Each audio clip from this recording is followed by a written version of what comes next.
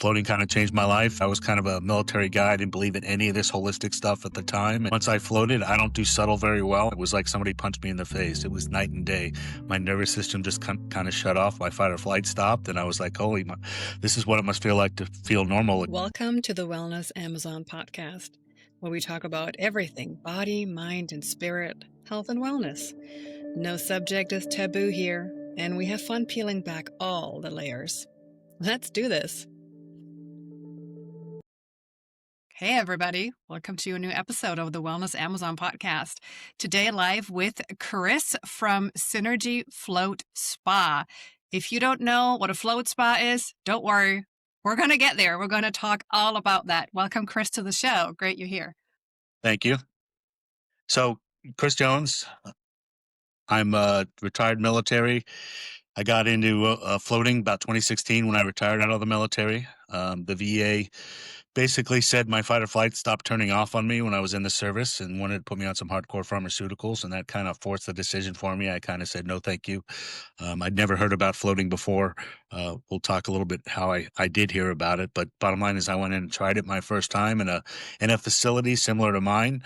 I've actually got two facilities, one in Merritt Island, Florida is my newest one, and then I have my initial one that I opened right outside of Alexandria, Virginia, right outside of DC. That's been open about since 2017, so about 8 years now. But floating kind of changed my life. And like I said, I was kind of a military guy. I didn't believe in any of this holistic stuff at the time. And once I floated, I don't do subtle very well. And it was like somebody punched me in the face. It was night and day. My nervous system just kind of shut off. My fight or flight stopped. And I was like, this is what it must feel like to feel normal again. And of course, everything in my life changed with that: sleep, anxiety, depression. Everything kind of ties in together. So that just basically all caused me to research more and basically decide that I wanted to open a float center and quit my government job in 2017. And, I've been doing this ever since. Awesome. I just had a thought, when you opened up yours outside of DC, do you get more military people in the door there, or is that the same as here in Florida? I think I get more just because there's a lot more bases there. In Florida, where I'm at, we're right by Patrick Space Force Base. And I get a couple retirees. Military folks are tough, especially my age group.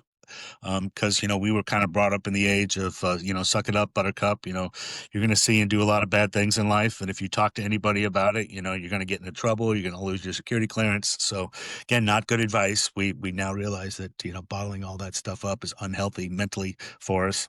And military folks just don't like to admit that they need help or have a problem. They like to resolve all that stuff itself. So sometimes I have to trick the military folks to get in the tank. I mean, there's a lot of elite athletes that float, and they do it for performance-related reasons. Like Tom Brady's a big floater, right? And credits playing into his 40s with his being one of the best quarterbacks of all time. So I have to trick them to get them in the tank and make them think they're doing it for performance. But that's the beauty of floating. It's almost like it's sentient. It kind of gives you what you need. You go in for one reason that you think is the reason, but you're going to have relive some sort of childhood trauma that's you pushed down deep, so far down inside that you've forgotten about, but it's still there and is kind of, driving a lot of your subconscious actions. So, and, you'll get in the float tank and it probably won't come out your first time, but once you get comfortable enough to it'll pop to the surface, and it may not give you the whole thing at once. Like I said, it's kind of sentience. It won't overwhelm you. It kind of gives you what you're ready for. But then when you're ready, it's going to kind of say, okay, it's time to get rid of this thing and let's get it out of your body. Right. So it's kind of beautiful in that regards. Yeah. And I'm married to that kind, the, old school veteran and I'm a very holistic person. So Right. he gave up at this point. He's like, yeah, whatever tincture you give me, I'm just going to do it. Yeah. Okay. We're going to meditate. Okay. Whatever, and he knows that everything is backed up by science, but it takes a little while. Right. Well, like I said, you may have to trick him, right? Whatever his hobby is, if he's a golfer, basketball player, or whatever, say, hey, come float first, and he's going to perform better. And all of his regular friends are going to say, hey, man, what got into you today? And he may not register at first, but it's the floating, really. So. Yeah. Let's talk about what is floating. So everybody who listens to this, what are they talking about? Where are we floating? Right. What's floating? So Flotation therapy is like the greatest therapy that nobody's ever heard of, and there's lots of reasons why nobody's really heard of it. Big one is Big Pharma, wants everybody to take pills for everything, and they don't want you to get to the root cause of everything. But basically, I put you in a float tank, and a float tank is really just a big bathtub with about 1,500 pounds of Epsom salt, so much salt that we bring water to its saturation point, and your body literally floats on top of it. You don't have to try to float. You can fall asleep in there. If I had a bowling ball and dropped it in there, it would float. And now the tanks, modern tanks today are, they have lights and fake stars and music. So, but I'm a purist. I get in and turn everything off. And if a float center is done right, you should be sight proof, soundproof, smell proof, gravity proof, right? All your humanly senses are kind of get taken away from you and you're just left with you. And, I tell people in simplest terms, the water's heated to your body's skin temperature, so you don't even feel the water at some point. It just feels like that you're floating, and your physical body just kind of feels like it disappears, and you feel like what it feels like just to be alive. You're no longer male, no longer female, no longer young, no longer old, no longer rich, no longer poor. Whatever you think you associate yourself in this 3D world with, it's going to disappear in a float tank, and you're just kind of left with you. Now, that can be scary to some people because you have to love Mhm. yourself first, and if you don't, the float's going to work on that for you, help you get through that, and figure out a way to love yourself. Um, but I tell a lot of people, you get in the float tank with about 100 problems, and 97 of them are going to disappear during your float because you're going to realize they're not real problems. And the last three problems you're going to face are going to be those big poetic things that we kind of chase in our lives. Am I truly happy? What would make me truly happy? What's my purpose in life? Am I with the right person? Am I in the right job? And if the answer is no to all those, it's going to, give you help to get you in the right spot to bring you back. So it's kind of mind, body, soul stuff all at once. The Epsom salt's like an Epsom salt bath on steroids, so it's going to help with aches and pains. So again, it doesn't really matter why somebody's getting in the tank as long as they get in the tank. The universe, the float experience is kind of going to give them what they need, and sometimes all they need. I mean, a lot of people say, "Oh, I fell asleep on my first time," and that's the universe saying you just needed to relax and chill out and fall asleep. Right? Others have come out of a tank and said, "I just had a conversation with what I perceive was my God," right? And it was awesome. So they've had a spiritual thing, and then others just get major revelations, right? Develop new apps for phones. It's great with creativity, write books, stuff coming out of a float tank. So it's really the one thing for everybody. All you got to do is kind of get in the tank, and a lot of people feel like they're going to get claustrophobic in a tank. Like I said, these new tanks of today are pretty modern, pretty big. I've got one that's actually a 2-person tank. It's about the size of a king size bed that you could float with a significant other and not Wow. touch that other person if you wanted to. Now, I personally think floating is a solitary thing. You gotta focus on yourself, and if you're floating with Mm. somebody else, you're always like, "Oh, my nose itches. I want to scratch it, but I don't want to bother my partner, so I'm not going to scratch it." But then you're going to sit there during your flow and think about nothing else other than your nose itching, right? So it's better just to. I tell people your first time, go it alone, and do what you need to do to get relaxed in the tank. But when you get good at it, if you want to bring on another person to float with you, you can. But even my single tanks are big, like a walk-in closet type big. So if you think you're going to be claustrophobic, probably not the case. Most float centers will have a solution for you. They have these pod-like things that look like clamshells too. We have one of those as well. And you can leave those doors open if you, again, are claustrophobic and are worried. Most people that think they might be claustrophobic until they float their first time, and then they get in and they may start with it open, but they're like, "Oh, let me try to close it." And there's room in there to sit up. It's not as tight as people think. So if that's the one thing keeping people away, I would say it's not the right reason. So, Yeah. They're pretty big. They're pretty big. I mean, it's not you're not in a very constrictive, tight space. I wouldn't think that that bothers someone. well, there are some float tanks out there that they look like coffins, right? And that's kind of where a lot of people Oh. get that in their mind. And for the old folks around, there was a movie out called Altered States back in the 70s, I think, probably late 70s, that kind of didn't portray floating in a very good light. The scientist actually de-evolved while he was floating and actually went back in time, or didn't go back in time, but de-evolved to the point that he got out of a float on his final float, and he's like a monster, and he's terrorizing the streets of the city he's in. But Ugh. the movie didn't do the industry very good justice because the actual opposite happens. We evolve and we become better human beings. I almost think of myself superhuman when I get out of a floating. I can see better. I can hear better. I'm more patient with people. Normal things that irk me in life that would normally, test my patience I have a lot more patience for people and can handle everything that comes at me, and I'm just really a nicer person for after a float. And I know it's kind of naive to say, but most float center owners believe that, and we're kind of in this business to help people become better people, and by doing so, we're kind of making the world a nicer place for everybody. So Is the term sensory deprivation tank correct to use? it is, although again, that can be a little, alarming to some people. But it is the correct term. That's kind of why the industry kind of gravitates more towards floating because it's less aggressive, Mhm. but it's really the same thing. What are some, you kind of touched on it a little bit about that movie, but what are some of the misconceptions about floating that you constantly hear? You have to clear this up and be like, no, no, no, no, no, that's not what we're doing. Right, right. Yeah, well, a lot of times we'll get, we put out ads and stuff on to social media and we'll get people to come back and say, "Why would you pay to float? I can float in my pool or my bathtub or the ocean," right? And you can. Float tank water is about 10 times salter than the ocean, so you can actually fall asleep on top of the ocean water. Plus, you've got pollution and sharks and other thing, little kids screaming on the beach that's going to interfere with your Zen moment. So the float tank again kind of handles all that external stimuli and gets rid of it.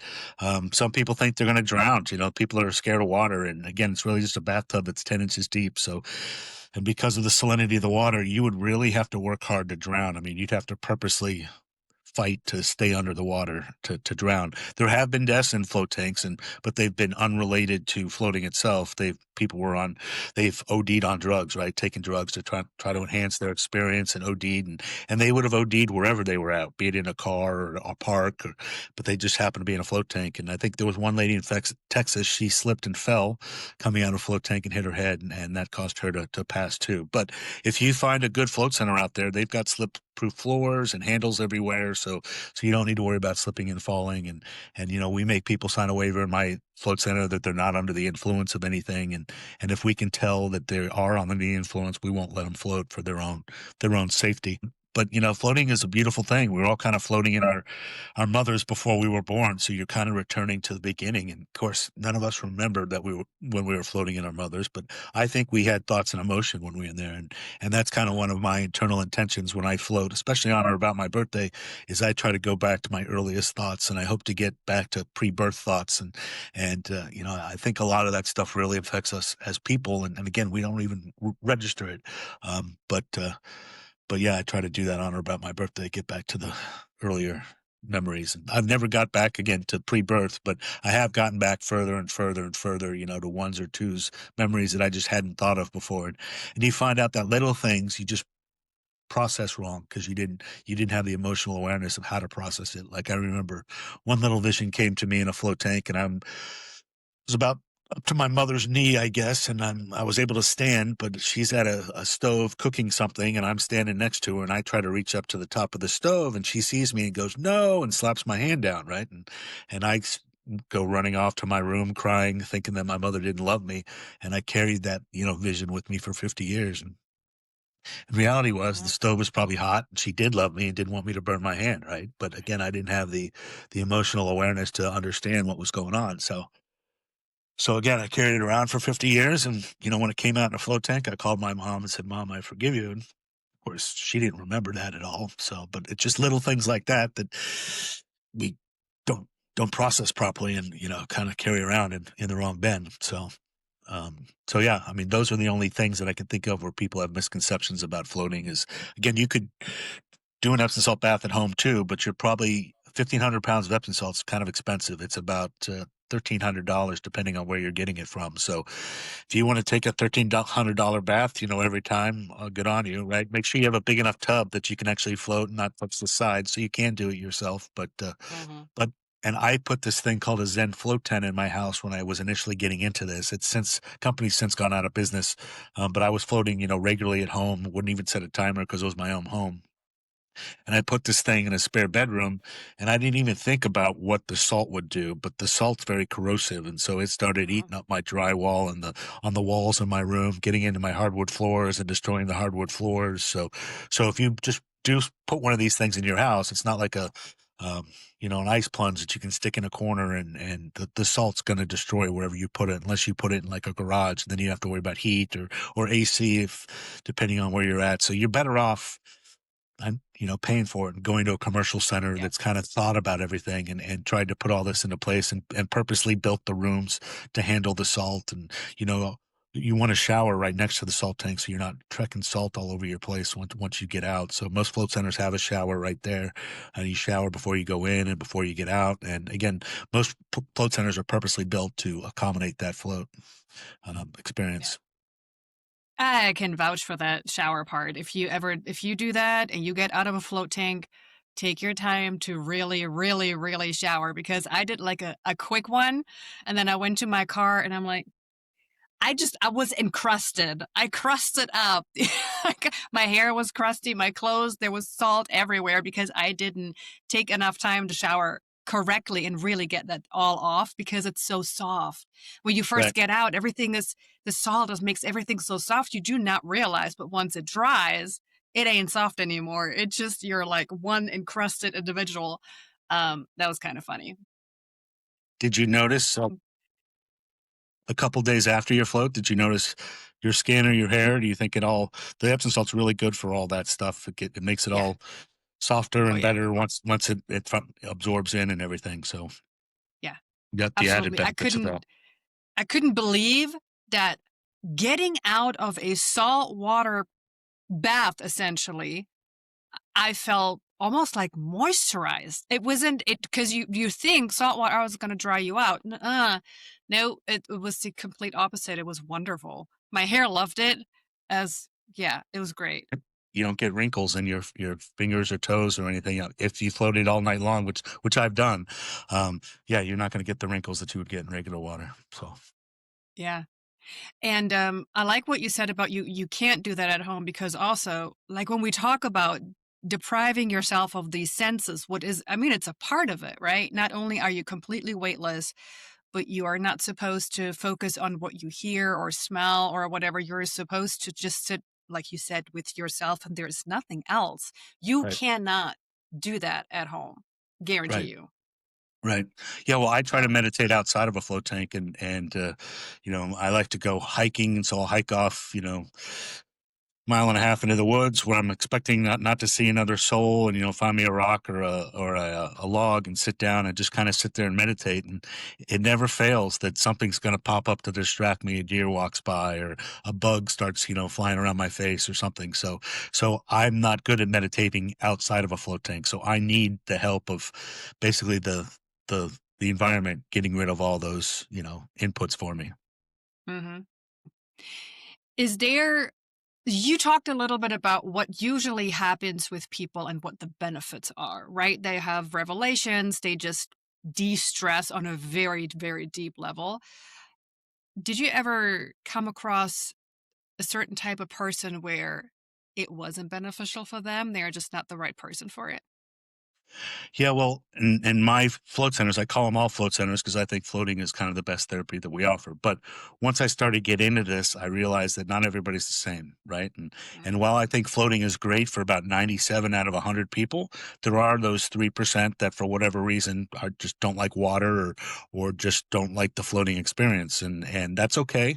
We're all different. So we have lots of modalities that will help people kind of get into the same thing. Acoustical sound beds, I think, are very similar to floating. You just lay on this bed, it vibrates with special music. And, at the end of the day, that's what we are, is energy. And the higher your energy, the closer you are to the heavens, and the lower your energy, the more bound you are here to earth. And of course, the universe loves higher energy entities. So life is good when you're vibrating at that higher level. So if you don't like floating, I would try an acoustical sound bed or something else. Like I said, we have lots of different modalities at my center, and I encourage everybody to go slow when they try new things. You want to do it and then resonate with it for a couple days afterwards and see how you took. A lot of businesses just want you to come in and spend your almighty dollar and spend as much as you can money wise and time wise in their place. We're kind of the opposite at my center. We're like, go slow, try one thing, go home, resonate with it. If you didn't like it, okay, let's come back and try something else. But if you try three or four things at once, you're gonna probably feel like $1,000,000, but you're not going to know which of those 3 or 4 things resonated the Yeah. most with you. So that's kind of why we tell people, find your own thing. And like I said, most people, especially once they get over the initial hurdle of the floating, they get past the float number 3 is kind of the magic float where everything starts to come together. So if people are going to try this, I encourage them to, float at least 3 times. Most float centers have like a 3 float special that drastically discounts the price for those first 3 to make sure you like it. Um, and then, yeah, once you get off past those first 3, you can decide, hey, floating's for me, or nope, I'm going to try something else. But 9 times out of 10, it's going to be for you and a good thing. And then other float centers should have memberships at that point or package deals. They should try to make it as affordable to float as possible. But at the end of the day, it is a business, and Mhm. we have to pay for electricity. And float tanks aren't cheap; they're like $50,000 each, which another price point why you wouldn't put one in your home. That Zen float tent that I initially got, I think I paid like 6 grand for that, so it still wasn't cheap, and it was just a tent. It would block out the Mhm. light, but it wouldn't. I have dogs, right? And so they would start walking around outside the float tank, and I'd hear them and say, "Oh, what are they doing out there?" Right? And they're just trying to figure Yeah. out where daddy is, right? So, but all those little things will add up and take away from the experience. So, Yeah. so yeah. Oh, that's awesome. So let's say somebody has never done this before and wants to do it and is a little, a little intimidated, not knowing Right. what this looks like. So how can someone prepare for their first float and what should they expect? Well, you'd probably surprised. You probably got a float center closer to you than most people think. You can just go on Google and look for your closest float center. There's a place called flotationslocations.com that actually has like a interactive map that you just type in a zip code and gives you your closest float center. And if you're fortunate to have several, then I would check the reviews and see which one again has the better reviews and maybe start with that one. But floating's fairly simple. Again, I tell most people you want to go in with an intention, and that intention should be pretty broad. Give me what I need is a pretty good intention for your first time floating. Again, once you get into it and start doing it more regular, you can kind of tweak your intentions to actually help, solve what's going on in your life. Am I truly happy? What would make me truly happy? Intentions like that. But then just kind of go in without an expectation, right? Expectations kind of different than an intention. And most people, if they have an expectation, are never going to be happy. And just kind of Yeah. take what the universe gives you. If that's falling asleep your first time, okay.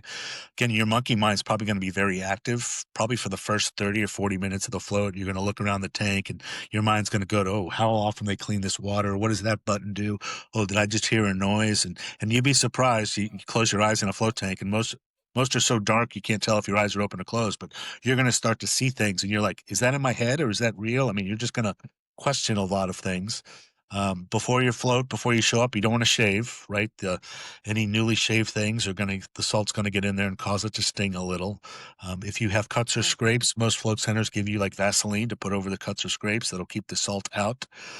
If you do get in a tank and something starts to sting, a lot of times people will have something small around a toenail or a fingernail of skin that's kind of pulled off, and the salt will get in there and cause it to sting. That happens. It only stings for 20 or 30 seconds. And fringe benefit is it's probably healing itself. It's almost like it'll tingle like when you put peroxide over a cut, it tingles, but it's actually healing when it happens. So the stinging will go away and you'll just sit there and float and you'll get out and whatever it was will probably be healed up by the time you're done.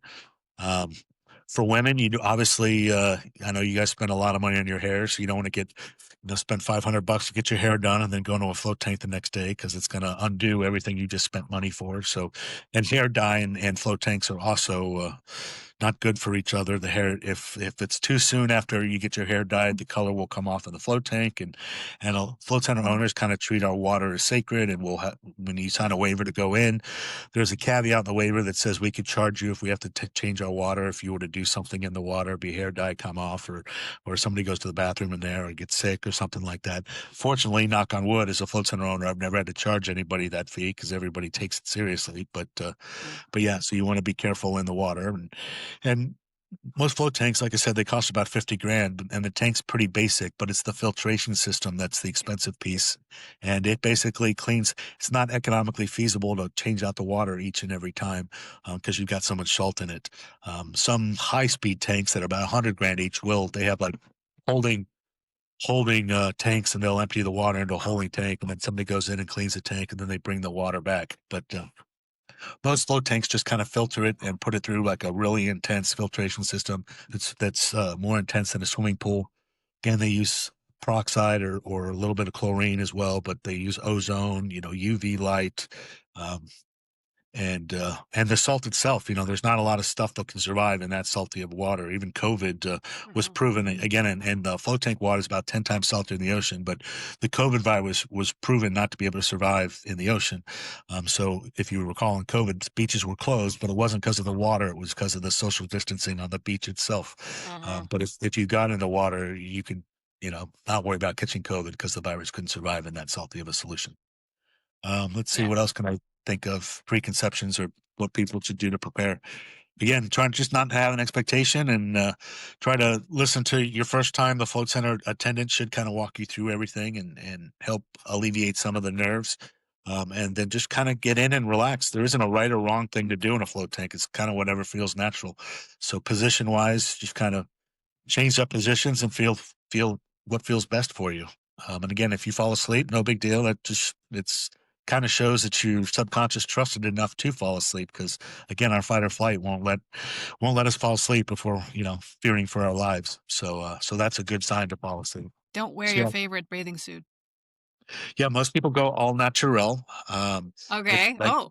like I mentioned before, if done properly, your body should feel like it just disappears. And if you wear a swimsuit, sometimes your skin is your largest organ, and sometimes the Mhm. swimsuit will remind you that you have a skin there, and because it'll brush up against it and kind of take away Right. from the experience. But if you're nervous about going all natural in a place like this, by all means wear a swimsuit. You're not going to hurt it. It's just going to be super salty afterwards, right? But yeah, most people go all natural, and the rooms are private. They locked on the inside, so you don't have to worry about anything like that.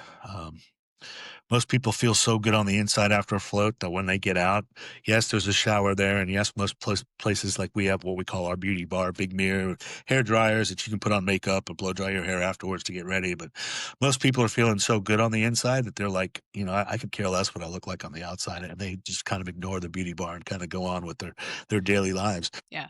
The more you're talking about it, the more I realize that my experience with floating, which was not at your spa, it was somewhere in Orlando, was really not that great because, yeah, their tanks were, there was all these um, floating helpers in there, like these styrofoam things to help with your neck and your arms and all that stuff. So I felt those all the time. I have been told no, bathing suit, right? And it was, like I said, it wasn't soundproof at all. And I heard businesses next door. So it was probably not going to get me in that really meditative state just because there was always some kind of, like what you said, an interruption in there. So, uh, is there is there something where, someone like me can go and detect that before I even have the experience to see what's a quote unquote good floating Right. spot, which is not? Well, again, if you look at the reviews, others should say, yeah, it was Mhm. amazing, and they should highlight others. And as a business owner, especially my place up north, we're in the basement of like a commercial building, and I put stuff in my lease that a gym can't open right above me because the weights banging on the floor or something will disturb Yeah. it. But I think I have a chiropractor up there, and every once in a while, again, something will fall off a table and make a noise and I really struggled with soundproofing down here in the Space Coast of Florida because, of course, we get all these space launches and sonic booms that happen Mhm. after the rockets come back. And so I put a lot of money into soundproofing, and I could still hear the sonic booms when they happen. But I think I was out kayaking here in one of the local kayaking groups, and we rounded a bend, and the our guide said, "Okay, now everybody stop and watch. We're going to see a rocket launch."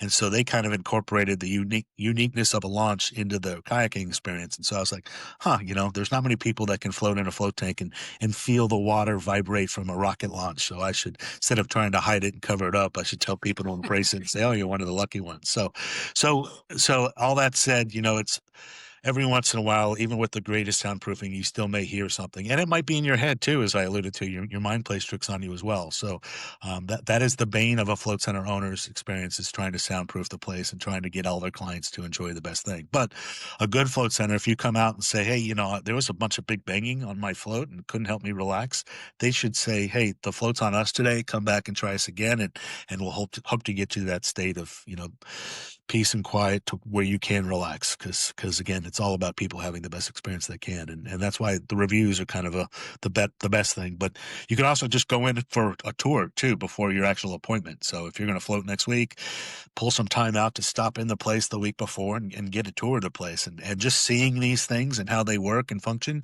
It's also going to reduce a lot of the anxiety you might have on your first time of not knowing what to expect. So. Yeah, I agree. Um, what is the ideal length of a session, and maybe even for beginners versus somebody who's really experienced? So the short answer is there really isn't one. Um, I Mhm. recommend everybody at least do an hour if you're starting out. Some people say, "Oh, I'm too busy. I can't do an hour. Can I do 30 minutes?" And for your first couple floats, I think I've mentioned it a couple times. Your monkey mind is going to be very active, and you may do a 30-minute float, and you never get to that point of relaxation, right? Then you're going to get out of your float and say, "Oh, that was nice, but it really didn't do anything for me." And you're going to think it was the float, and it really wasn't. It was the amount of time, and it was your body that prevented you from getting there. So first timers, I recommend do an hour, at least book an hour, and try to stay in the tank the entire hour. Again, you'd be surprised how many people can't spend any time alone in their own head for an amount of time. So it can be hard. And of Mhm. course, my staff will give you tips and pointers to help get there if you're struggling with that. And so I would do an hour for those first three floats that I talked about. And then after that, if you like it, I do 30-minute floats for regular floaters that are real busy, because that they can get in the tank and immediately get into that float zone area where all the healing happens, and they don't need an hour, right? But they're kind of rare. I've when I was doing it at home, I was floating 3 hours at a time. I just get into a tank and say my body will let me know when it's time to get out, and then I get out, look at my watch, and it's like 3 hours later, and I'm like, oh man, I'm so relaxed, and it was awesome. I've even spent the night in the tank before. One time, same thing. I got in the tank. I had no intention of sleeping in there, but I said my body will let me know when it's time to get out. And when I got out, it was the next morning, and I didn't know what planet I was on. I was so lost. So, but it was awesome. So. Some float centers do have overnight capabilities that you can float overnight. My one in Merritt Island, you could float overnight in that one if you wanted to. Um, Yeah. I've also done and frequency, starting out, a float lasts for about 72 hours for the average person. So you don't need to float any sooner than that.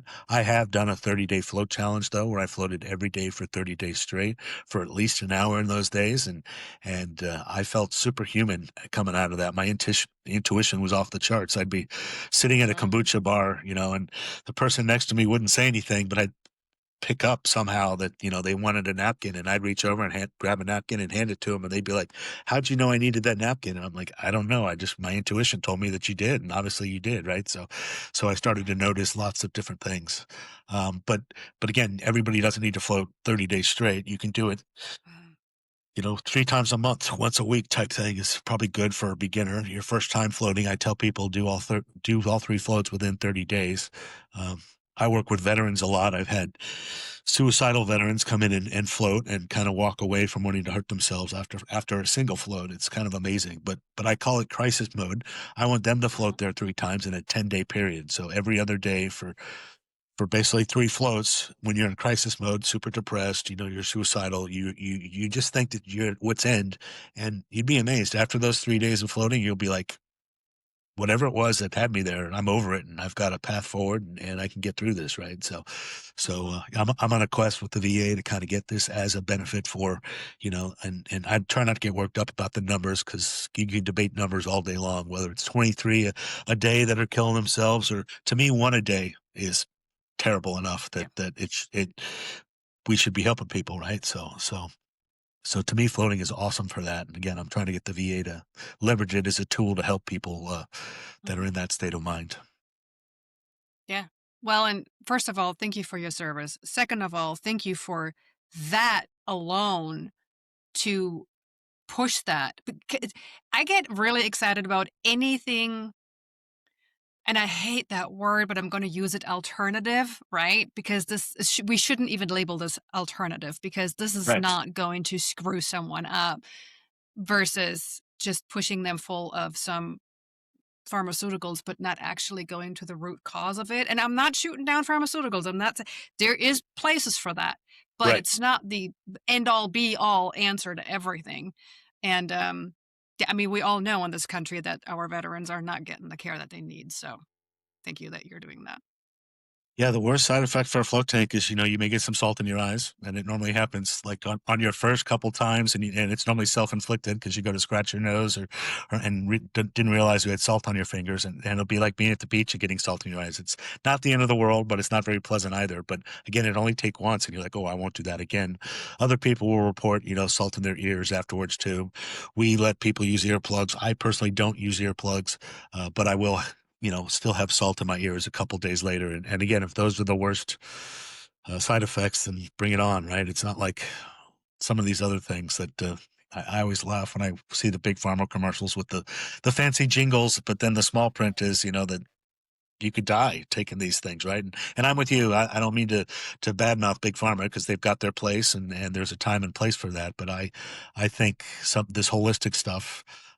Yeah, I try to call it holistic advice alternative, but because it's kind of natural. Like I said, we were all floating in our moms before we came into this earth, so there must be something to it, science wise, Mhm.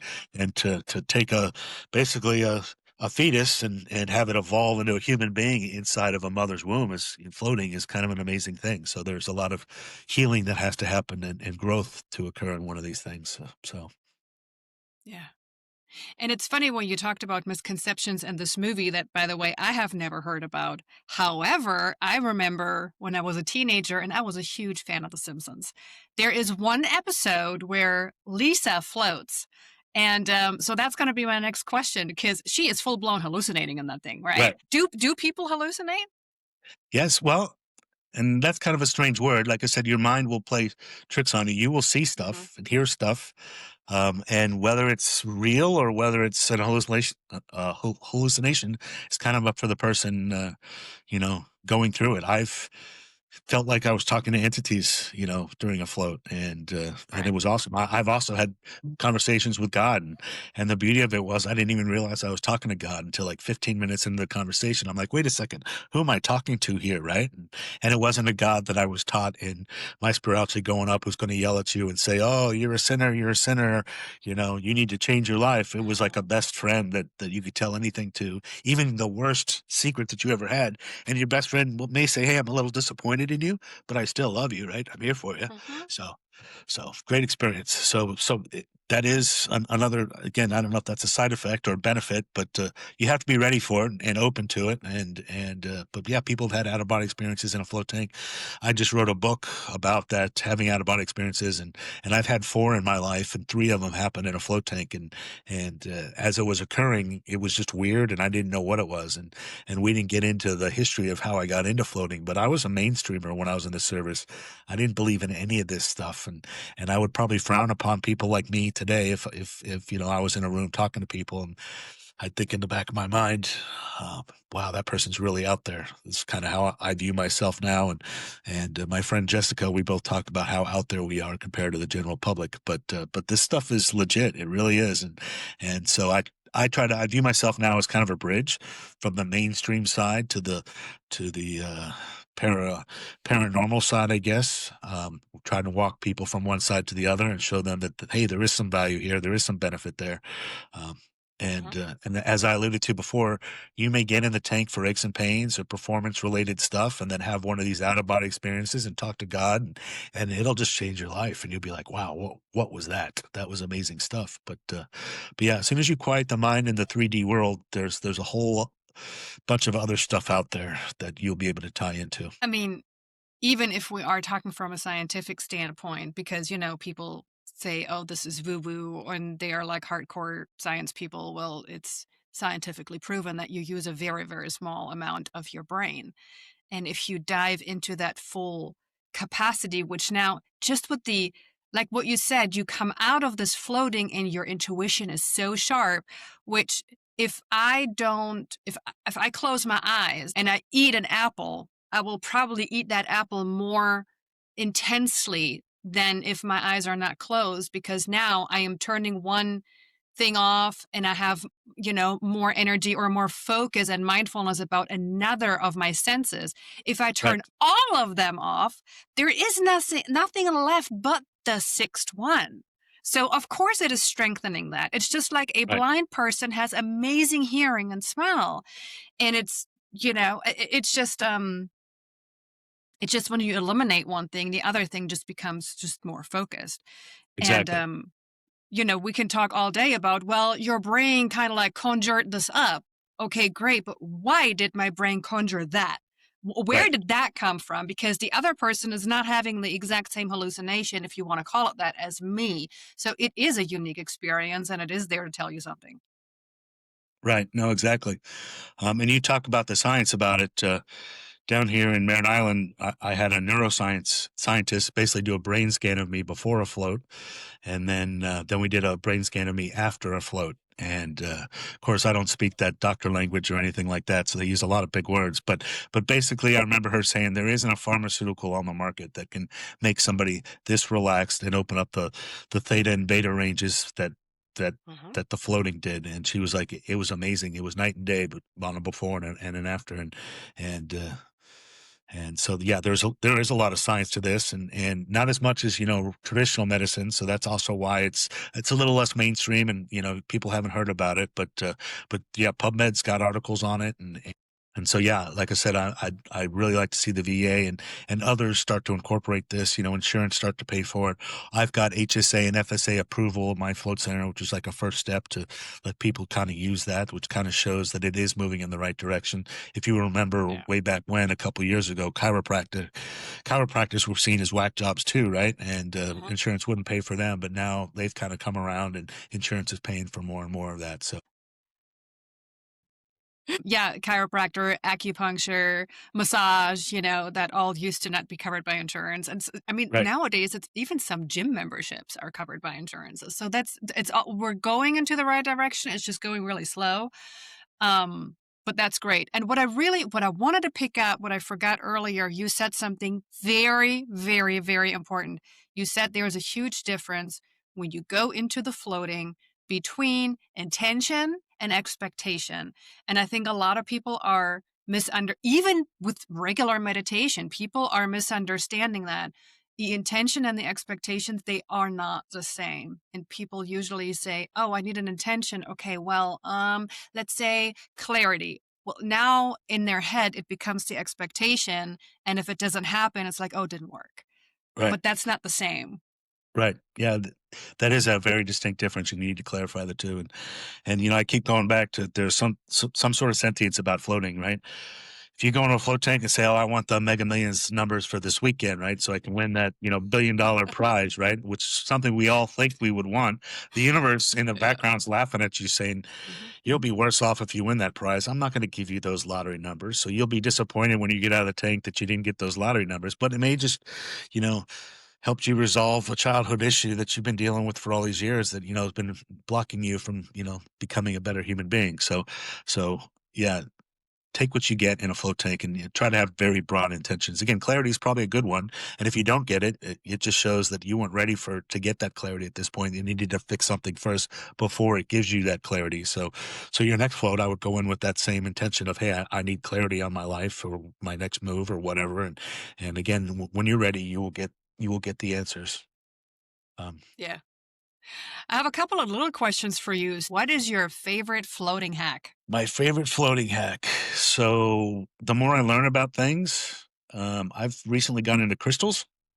Hmm. And I wear a moldavite pennant, and moldavite is kind of a change crystal. I don't know if you're a crystal expert or know about crystals, but again, I'm trying to learn. But I like to bring crystals in the water with me and put them in the water, Okay. and then I float. And of course, the crystals are vibrating at their own frequencies, so it helps. I think it just helps, get deeper floats with crystals in the tank. My tank's also pumping music, and you can pick like the love frequency and just put that in the tank as you're floating, and the music vibrates, resonates in the water, and so it vibrates and is kind of bringing love to you, unconditional love while you're floating. And of course, you don't even realize it, but it kind of Hmm. helps in the tank. So music and crystals will be my floating hack, and be careful with the crystals because some of crystals don't are like Yes. soluble in water, right? So you Yep. want to make sure you're bringing the right stuff in that isn't going to Yeah. disappear on you. But I like have crystal skulls that I bring in, and again, I just put them in the bottom of the tank with me, and let them help me guide my journeys as I go.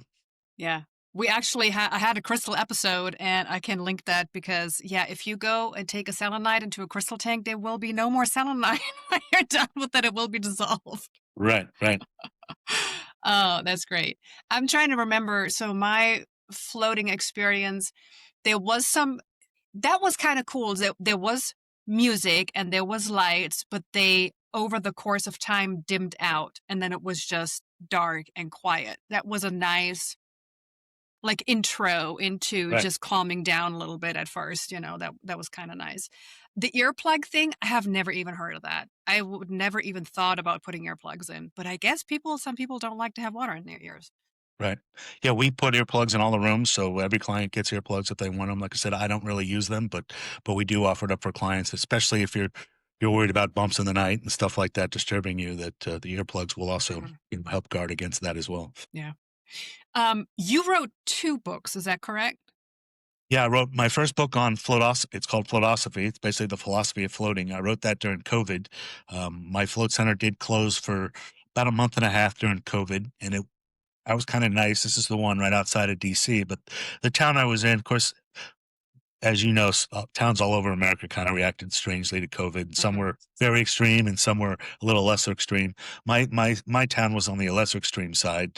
They closed all the swimming pools in the area, and at the time, I was unfamiliar with what really COVID was or the effects that it would have. So I kind of closed in solidarity, even though my health department said we're not saying that you have to close because you're kind of in this weird fringe thing where you're set up for social distancing. Because again, most people are in a float tank by themselves or a float room.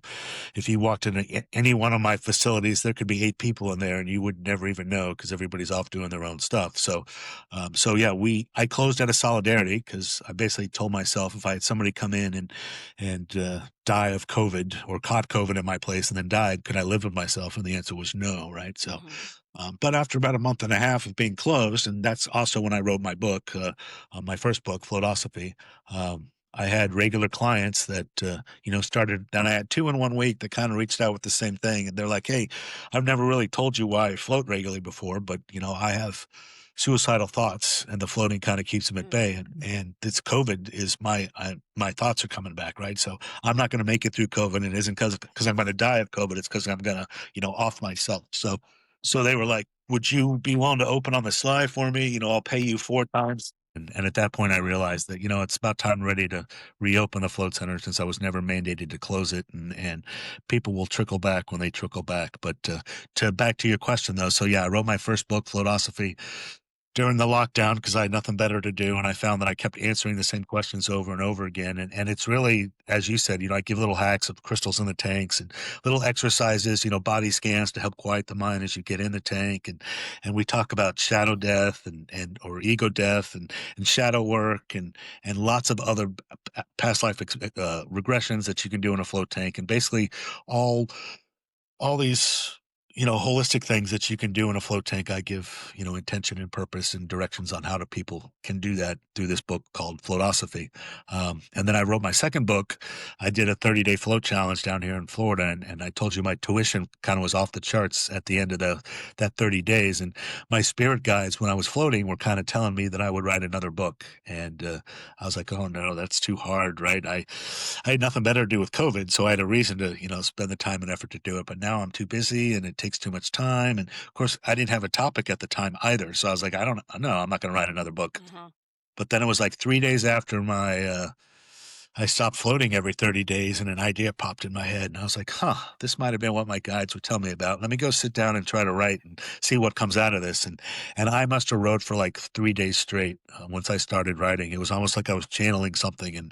And so then I wrote my philosophy book is maybe like 100 pages. This one was like 300 pages by the time I finished. So it's actually should be published next week. But Perfect.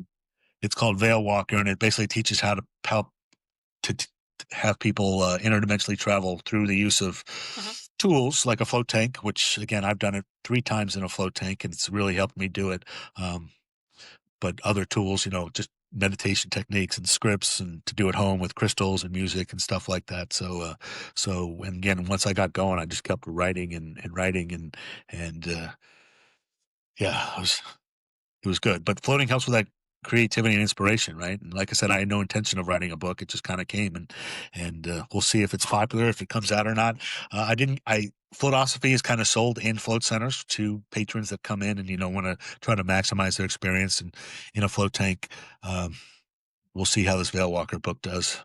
Uh, it won't. It'll be sold in my float centers, but probably not the right environment for a lot of places. So it'll be in Mhm. probably standard bookstores and stuff. So, um, but yeah, there's worlds of opportunities that open up when you float, and the things that you would never expect. And Yeah. um, Yeah.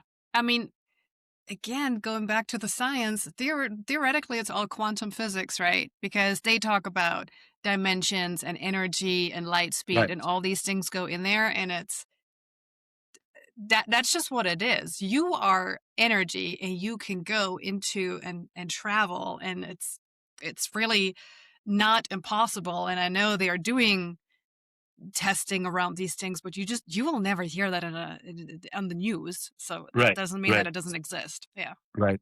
Yeah, no, and I try to, like I said, I act as a bridge. My book, I try to, I go through religions and talk when they highlight interdimensional travels in religion doctrine, right? And books, the Kabbalah, even Islam has got tendencies, of course, Indians and old traditions that way. So I kind of highlight all these things and I put quotes from famous authors, that everybody would know, like Einstein and this and that to kind of show that this isn't fringe. It's my belief that this is something as humans we've always had the ability to do and we've kind of Hmm. forgotten about.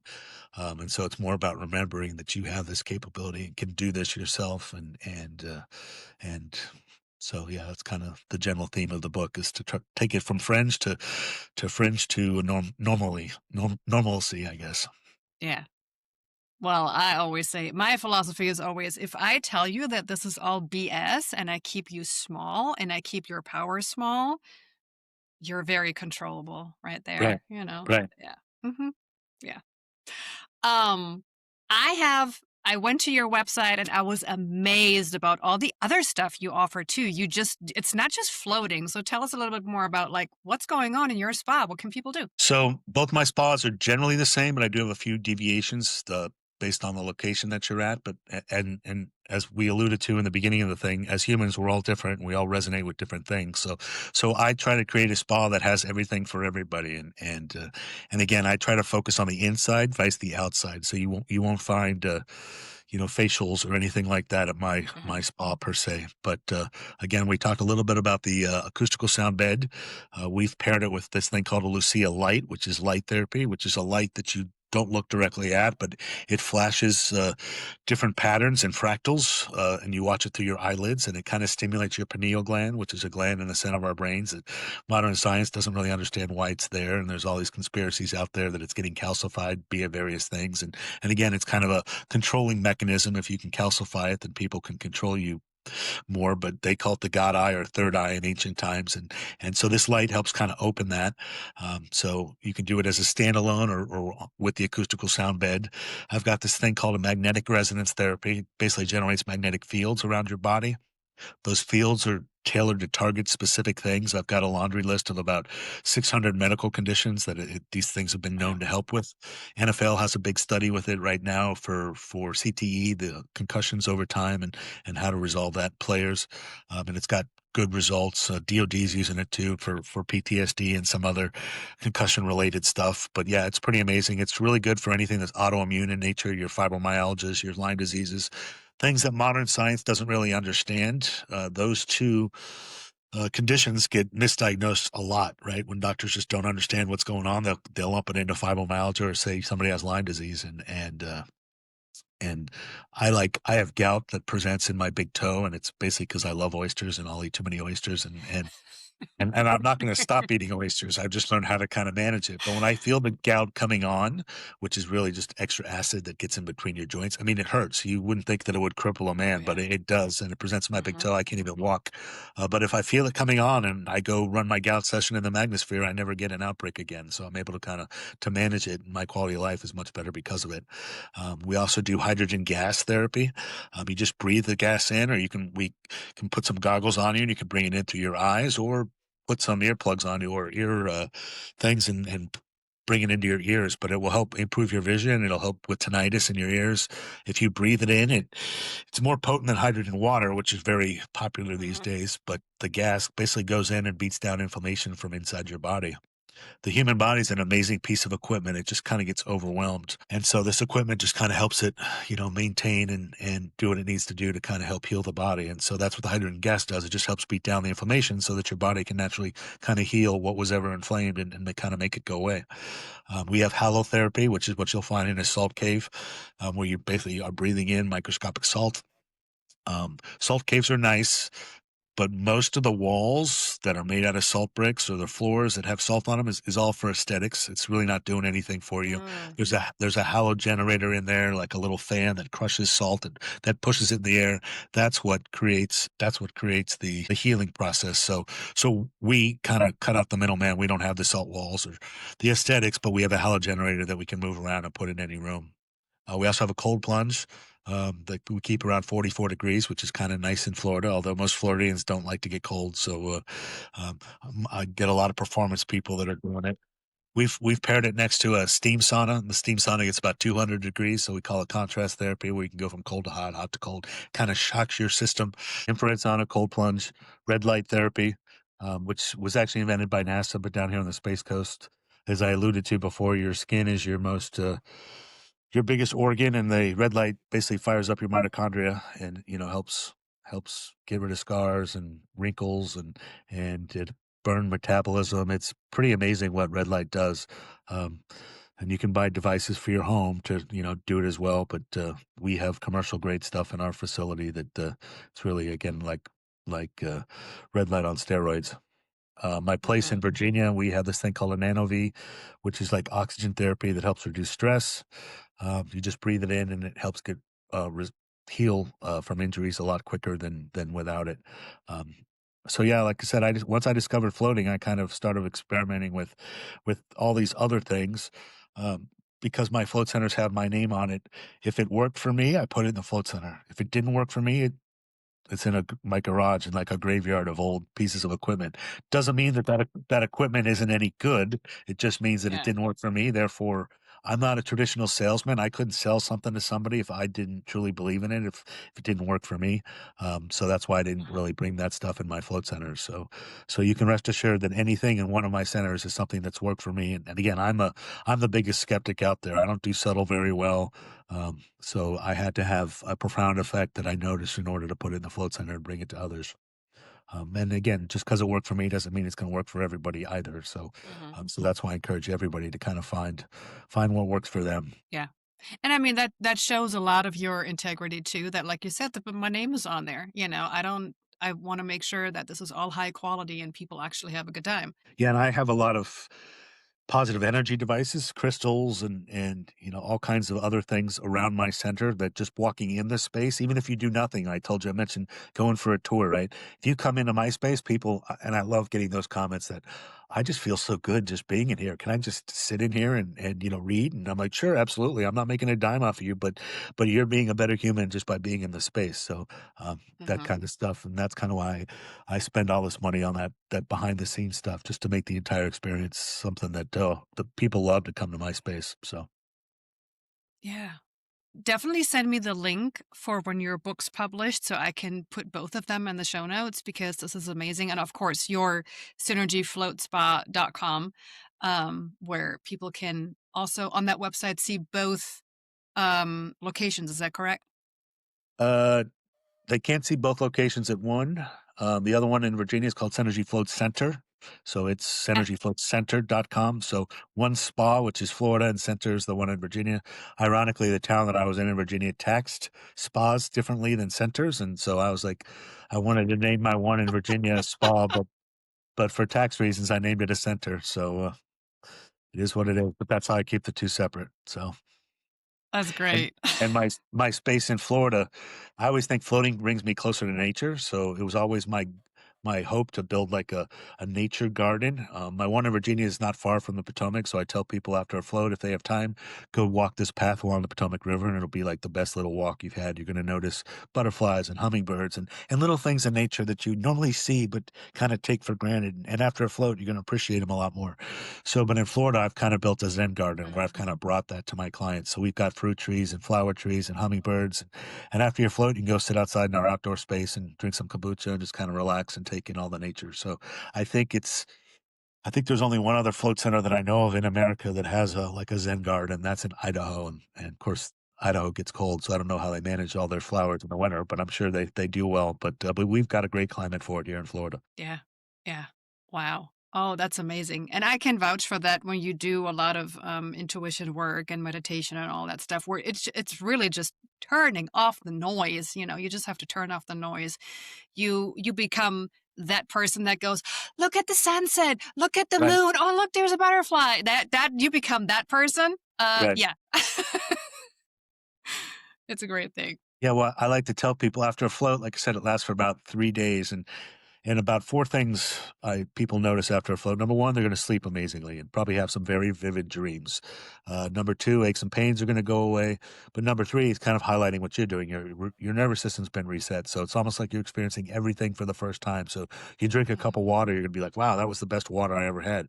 If you have a cheeseburger that you eat every day for lunch, after a float, that cheeseburger is going to taste like the best cheeseburger you're ever going to have. And like I said, you're going to notice flowers and butterflies and all that. And then the final thing is you're going to have more patience with people, right? I noticed after my first float, and I was working at the Pentagon, and I heard about this floating thing, and I said I got to go give this thing a try. So I made an appointment. It was in a place called Hope Floats in Bethesda, which is pretty close, probably within 10 miles of the Pentagon, but traffic was horrendous. And I worked all day and then got in the car and drove there, and I'm in traffic, and they didn't have parking, so I had to circle a while to find parking. And I just wasn't in a very good headspace by the time I got in there. I was like, I'm throwing good money away for bad. But when I floated, it was night and day, and it was amazing when I came out. And I get in the car to drive home, and I'm still in rush hour traffic, and the people were still being idiots on the road. And normally, when people cut me off or do something, it's a trigger for me, and I would just get mad. But in this case, somebody cut me off, and instead of getting mad, I started to think about the person that cut me off and said, that Mhm. they're obviously distracted driver. They've probably got something bad going on in their life, got a sick kid or just lost a job or going through a divorce. I was like, I'm going to wish them some love and light to help them get through it. And hopefully they don't kill somebody on the road because of it. Then I'm like, wait a second. Normally I'd be, telling them to F off and giving them the bird. And now I'm wishing them love and light. I was like, what is this about? And that's just what a float does for you. It just helps you be patient with people, right? So you don't get as frustrated and as mad, and just realize that, people aren't doing it to you intentionally. They're just lost in their own world, and you know it's not about you, Yeah. it's just what it is. So like I said, floating makes us better human beings for about 3 days at a time, physically, mentally, and spiritually. So that's why people should float, or at least give it a try. Yeah. And wow, we all need that. We all need more of that. Right. We all do. Oh, thank you so much for coming on the show, Chris. It was such a pleasure. That was so much fun. And I feel more equipped now to have another, hopefully, wonderful floating experience. I should probably just go drive over to Merritt Island. And I will put all your stuff in the show notes. I already found the link for your book, Float- Floatosophy, right? Did I say that Floatosophy, yep. right? Yeah. Yep, floatosophy. Um, and then people can find you and look online too about your spa. There's a lot of pictures. There's all the services are listed. It's a wonderful website, very, very good, structured. And go float. Well, thank you for all you do. Like I said, there's a lot of value in this holistic stuff, and people are now starting to wake up and kind of realize it, I think. And the more people we get floating, again, the world's going to be a much nicer place. So thank you for all you do. Yeah, 100%. Well, folks, subscribe, like, do all the things you need to do, and share the episode. And I see y'all again next week, every Monday. Bye. Thank you so much for being here with me today. Leave a comment, give it a thumbs up, a review, and share it with somebody you think needs this. Have a fabulous day. See you next time.